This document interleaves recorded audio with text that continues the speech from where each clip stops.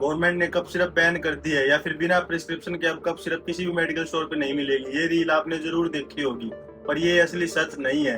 Health ministry ने schedule के से कफ सिरप को हटा दिया है। इसका मतलब अब इनकी सेल पर और ज्यादा रेगुलेटरी कंट्रोल रहेगा, और छोटे गांव या फिर नॉन फार्मेसी दुकानों पर पहले कफ सिरप अवेलेबल हो जाती थी, अब उस एग्जम्पशन को भी हटा दिया है। ये डिसीजन इसलिए लिया गया है क्योंकि पिछले कुछ सालों में कंटामिनेटेड कफ सिरप से बच्चों की मौत के केसेस सामने आए थे, और कफ सिरप का मिसयूज भी बहुत बढ़ रहा था। सिंपल लैंग्वेज में समझे तो इस रूल का मकसद है कि कफ सिरप सिर्फ रेगुलेटेड चैनल से लोगों तक पहुंचे और इसका मिसयूज कम हो। आपको क्या लगता है, ये डिसीजन सही है या गलत? कमेंट करके जरूर बताएं।